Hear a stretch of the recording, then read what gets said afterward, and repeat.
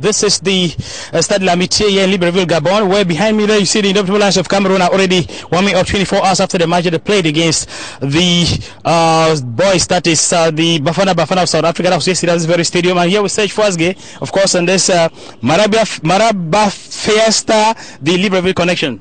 Bonsoir Fonetier, bienvenue ici au Stade de l'Amitié de Libreville pour cette séance d'entraînement des Lions indomptables du Cameroun après ce match amical contre l'Afrique du Sud hier.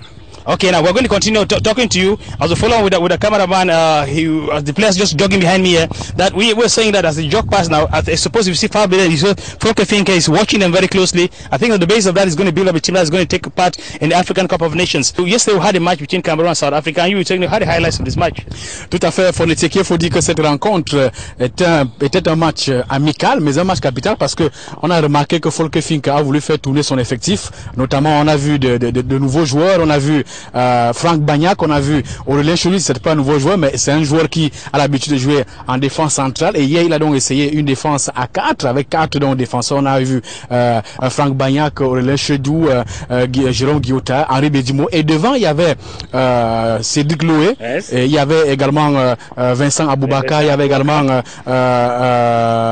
almost every one of them there. Beaucoup de joueurs, voilà. Opportunity because we had the key players who sustain injuries and have to stay back in the infirmary. When I say staying back in the infirmary means that they were not part of yesterday's match, but they were on the touchline. They were on the reserve bench of the national football team of Cameroon. But you also have the highlights of yesterday's match.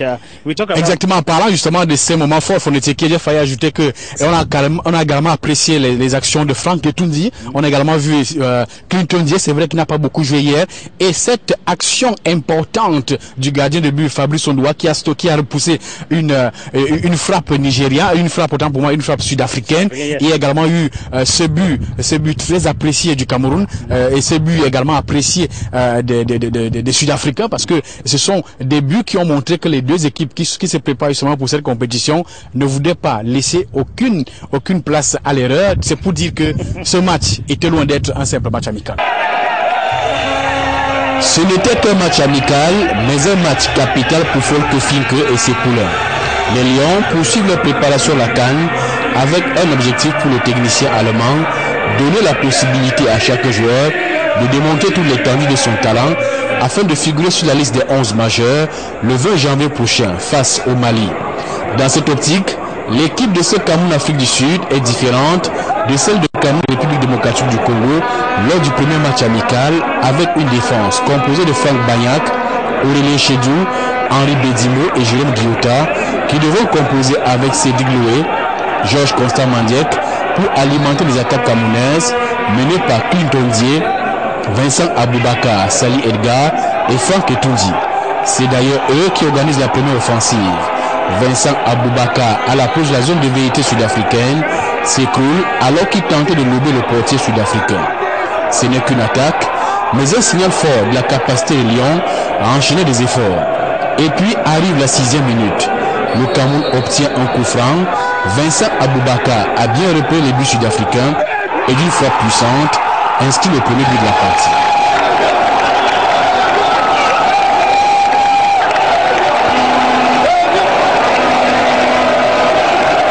Le Cameroun garde le contrôle du match, mais ne parvient plus à inquiéter la défense sud-africaine. À la reprise, la pression change de côté. Volker Finke opère quelques réajustements. Et malgré ces changements, les Sud-Africains restent décisifs. Les attaques se multiplient. Une frappe puissante est stoppée par Fabrice Ondoa. Mais les Camerounais cèdent enfin sur cette attaque qui s'achève par le but et l'égalisation de Sibuizi Zovilatazi.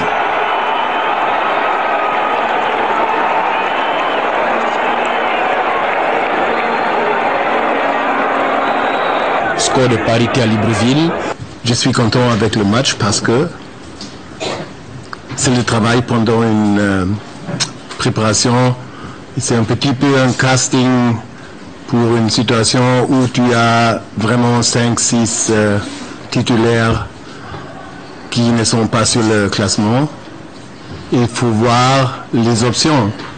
C'est quelle option? Parce que la CAN est aussi une compétition où tu joues tous les 3 ou 4 jours. Ça veut dire il y a des blessures, il y a quelqu'un qui ne peut pas jouer. Et aujourd'hui, c'était une situation où on ne voulait pas prendre un risque avec minimum 3 ou 4 joueurs. Et avec Stéphane Biya et Nkoulou, c'est clair, on prépare la CAN et pas les matchs de préparation. Il y avait beaucoup de jeunes qui étaient sur le terrain, c'est pourquoi il faut tirer vraiment quelques leçons, ça veut dire il y a des jeunes, il y a aussi des options. Il y a quelques jeunes qui peuvent jouer. Le moment donné, je sais qu'est-ce que je peux,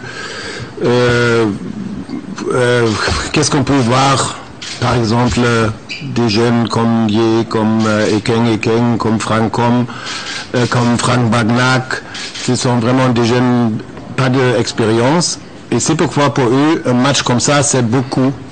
Je crois, c'est pourquoi le match nul, c'est ok. J'ai convoqué Chedjou qui n'était pas pendant les matchs de la qualification. Parce que lui, aujourd'hui, était le seul joueur vraiment avec expérience dans la défense. C'était lui qui a parlé, c'était lui qui a organisé à côté de lui Kiyota, à côté de lui Frank Bagnac. Ce sont vraiment des tout jeunes, démouillés, qui n'ont pas de titulaires chez nous.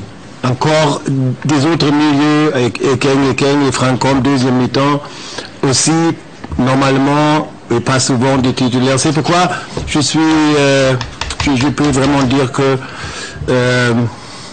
Okay, now the Lions keep on jogging behind us as you see them jogging and going past. This second time they're going around the field, and we remind you again that this warm-up session is taking place about 24 hours after yesterday's match. And we'll turn over to our technician Ambrose Sona, of course, the editor Michel Ngube, to say that what happened here yesterday gave everybody the impression that the African Cup of Nations will going to be very, very difficult to win this time around. Of course, what happened in Seychelles was that when we interviewed the coaches, Volker Finke of Cameroon and the coach of the South African side, that is Shakes, his name is Shakes Maraba, Mashaba.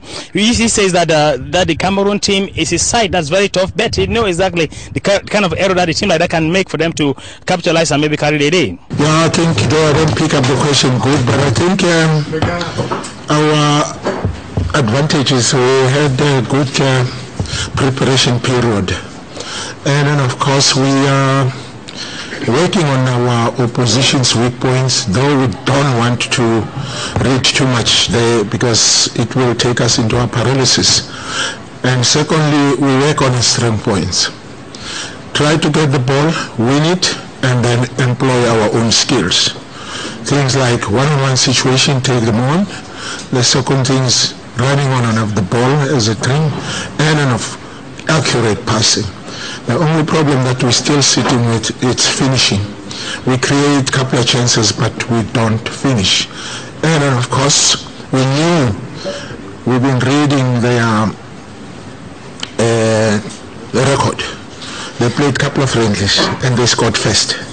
And towards every time teams scores in the last second half, the last 70 or 80th minute, which tells us there is a little bit of a problem that we're not going to reveal now. We might meet them as time goes on, and it worked out for us.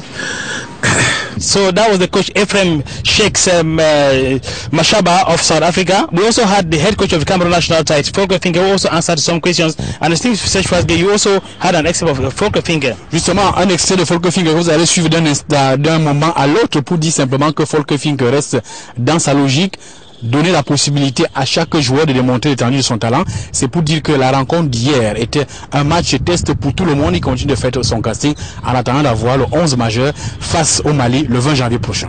Les difficultés pour nous, c'est la suspension de Stéphane Biya, un petit peu un certain Nicolas Nkoulou, et nous, c'était seulement pour prendre aucun risque.